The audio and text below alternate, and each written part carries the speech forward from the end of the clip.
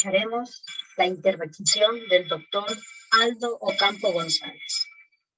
Él es director fundador del Centro de Estudios Latinoamericanos de Educación Inclusiva, CELEI. Él nos referirá sobre la educación inclusiva, reimaginar el mundo para la transformación en el sur global. Es importante conocer un extracto de su gran trayectoria profesional. Aldo Ocampo, chileno, 1987. Teórico de la educación inclusiva.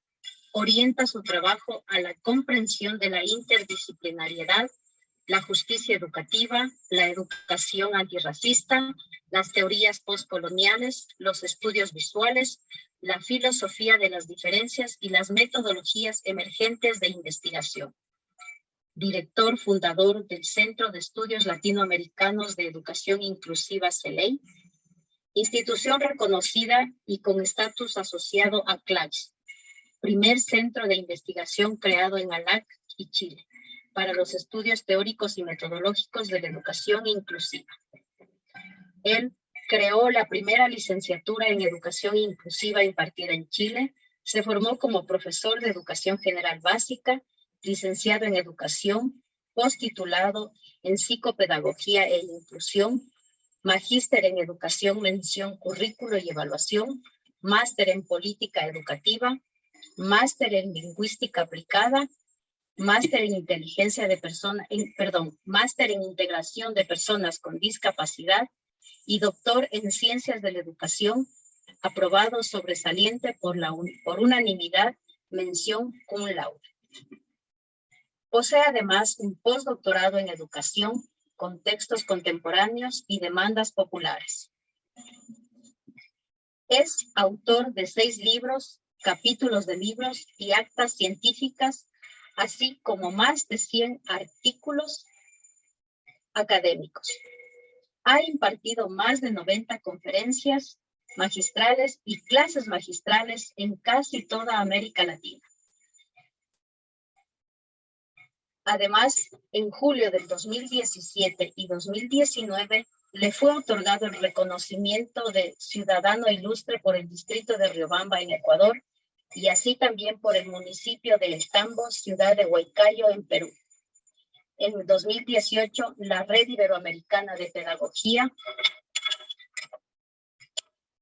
le otorga el Premio Iberoamericano a la Investigación, entregado en Ecuador. Cuenta además con el reconocimiento del Congreso del Perú por su aporte a la educación y a la cultura. Damos paso al doctor Aldo Ocampo. Adelante, Aldo.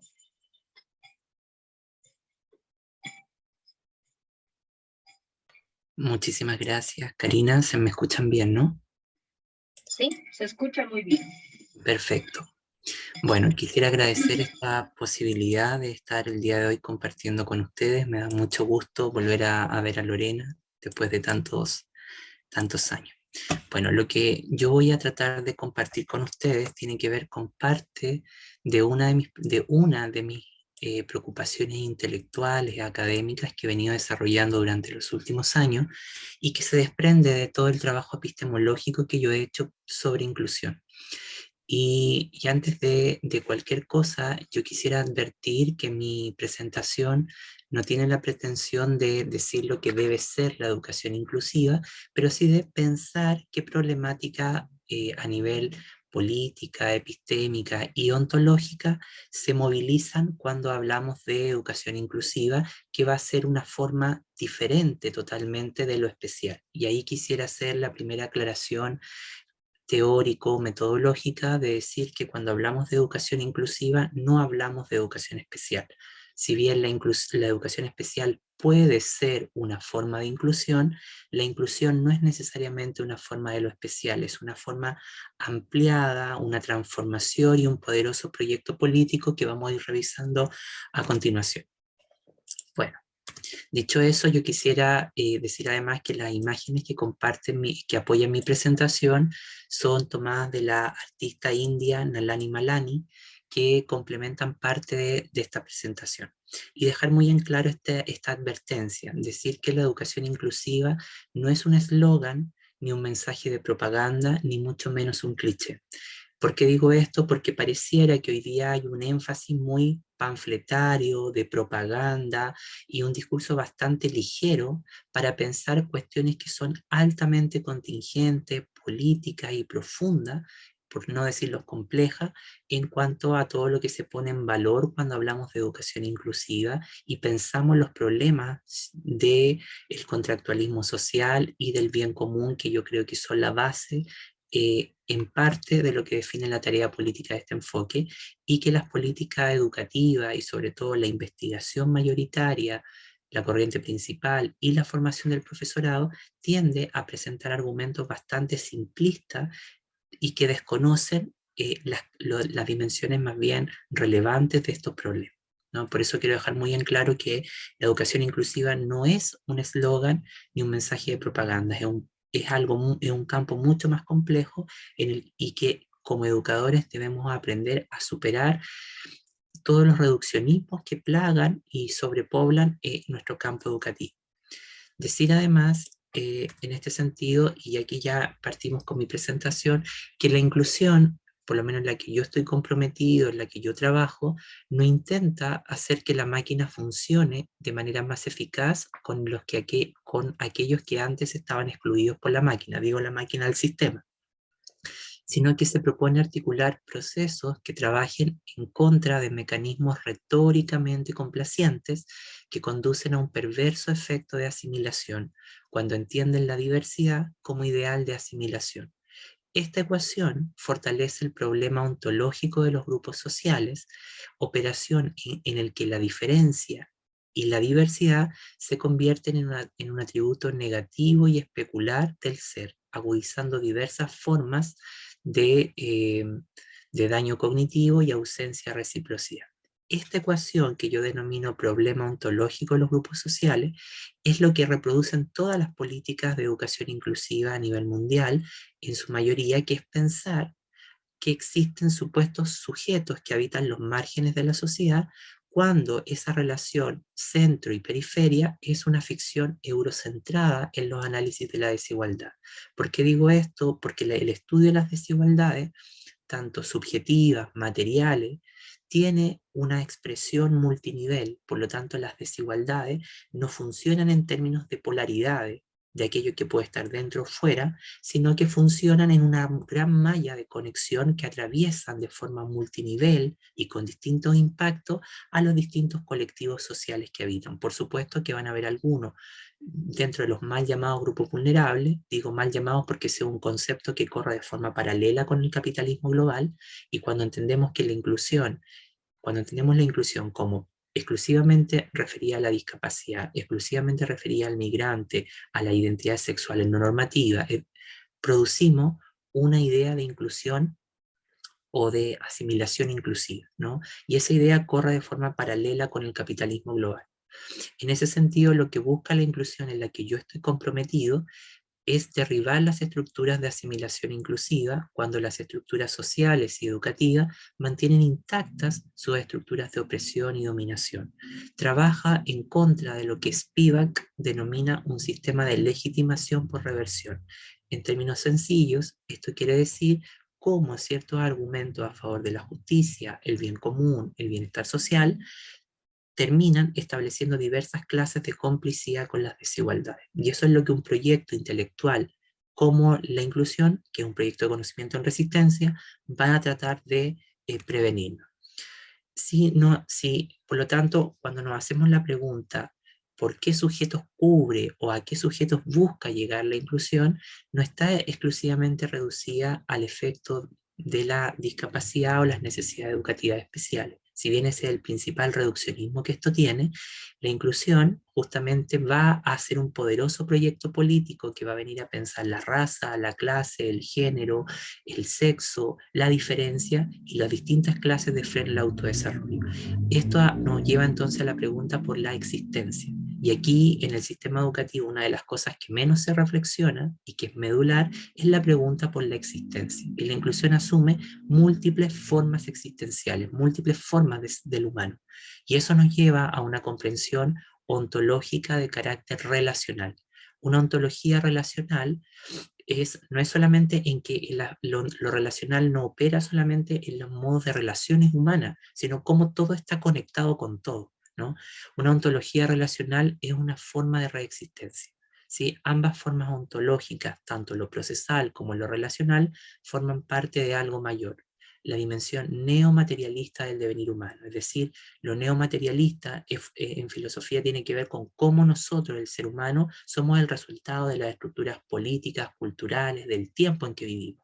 Y eso nos hace reconocer que tanto las nociones de diferencia, singularidad y multiplicidad construyen un diagrama ontológico relacional que nos ofrece un horizonte de sentido para interpelar los itinerarios de transición civilizatorios a los que somos expuestos. Y eso es lo interesante, que en el momento que habitamos, por más complejo que se ve, estamos en esa transición civilizatoria.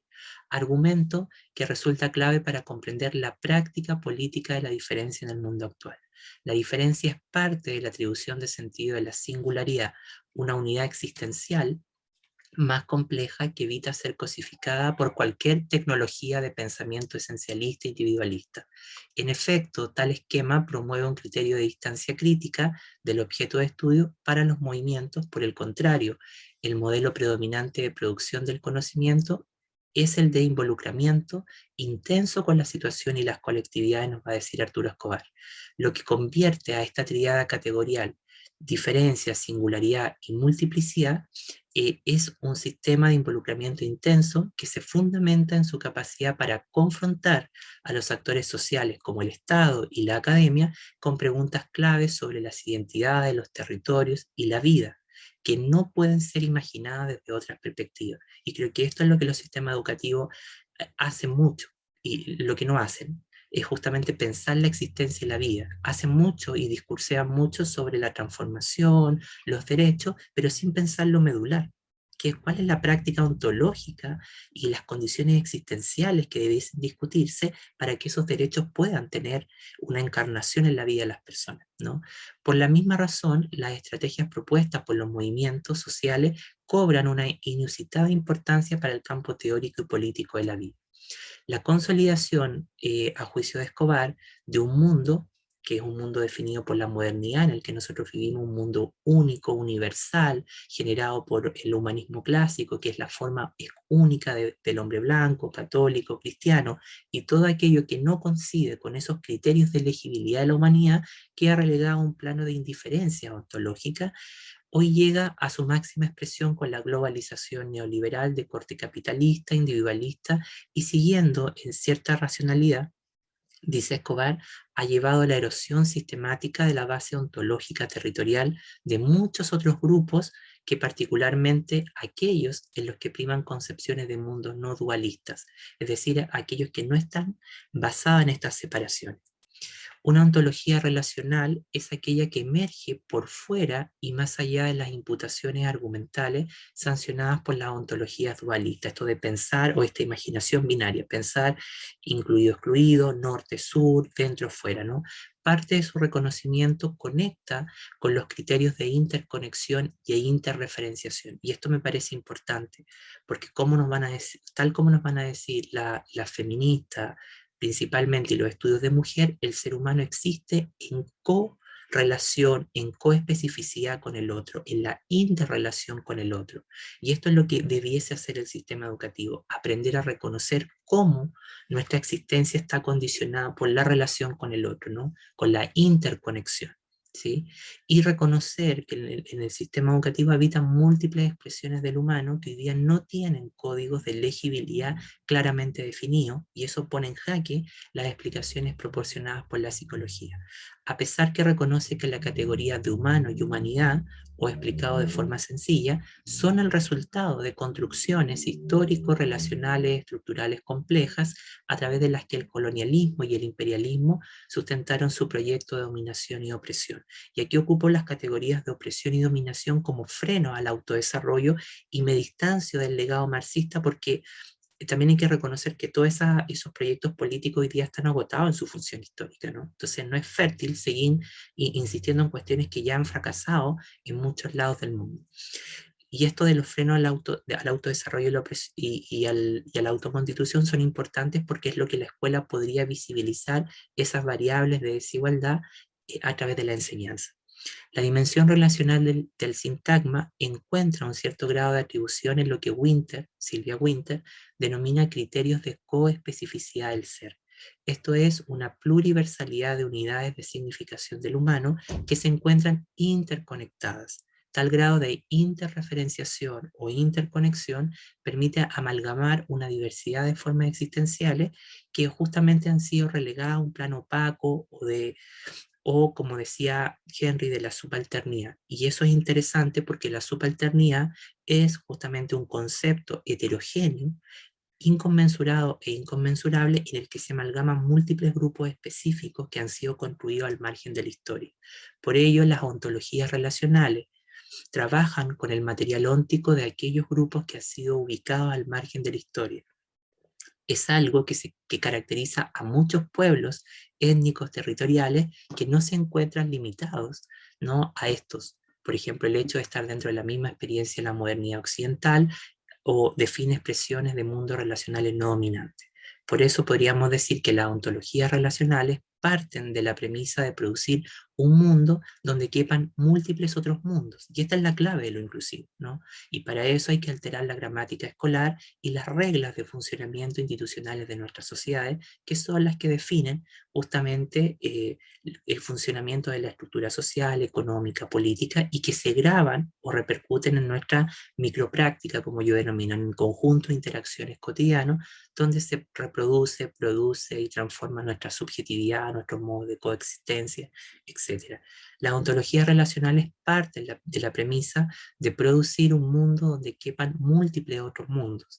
Es la configuración de un pluriverso ontológico. También puede ser leída en términos de un mecanismo de transitividad ontológica, que es algo que se amalgama por medio de un entendimiento profundo de la vida, como explicaremos, fundamentada en la relacionalidad. Pone en funcionamiento una estrategia política de avanzada en el contexto regional y nacional en muchas áreas. Por ejemplo, nos va a decir Escobar, frente a los derechos de grupo étnico, la consulta previa, las actividades extractivas y el proceso de paz, por ejemplo, que se ha vivido en distintos países. Evidencia además una aguda eh, conciencia de la coyuntura planetaria cada vez más ineludible y amenazante. ¿Ustedes me escuchan bien? ¿Sí? Sí, perfecto. Perfecto, gracias, que en un minuto se pegó todo, por eso les preguntaba, ¿no? Entonces tiene que ver con esto, con un cambio de modelo civilizatorio y que manifiesta un sentido realista de la utopía en relación con la gran multiplicidad de entramados humanos naturales que tendremos que seguir cultivando, ¿no? Para justamente consolidar esas transiciones hacia un mundo donde quepan múltiples mundos, ¿sí? Y ya como para cerrar, sería importante decir esta idea de que este entramado pone en relación un entramado poroso de diversas clases de interrelaciones entre múltiples formas existenciales, cuyos criterios de coespecificidad asumen, ¿no?, que el territorio es, por tanto, material y simbólico al tiempo, que es biofísico, epistémico, pero más que todo es un proceso de apropiación sociocultural de la naturaleza y de los ecosistemas de cada grupo social que efectúan una cosmovisión y una ontología. Por eso el desafío es aprender a recuperar el espacio geográfico para una teoría social crítica a través de esta tríada de conceptos, ¿no? Y esto es lo que me parece muy interesante, que podamos reflexionar que gran parte de los conceptos como otredad, diversidad, diferencia, singularidad, heterogeneidad, no nacen de la matriz de esencialismo e individualismo, que es esta matriz homogénea de pensar el mundo, sino que nacen de la multiplicidad. Y eso nos lleva a reconocer entonces que el campo ontológico de lo inclusivo es lo múltiple o habita en esa gran multiplicidad de singularidad. ¿Sí? Bueno, yo con esto quisiera cerrar mi presentación y agradecer este espacio por compartir estas pequeñas reflexiones. Muchísimas gracias.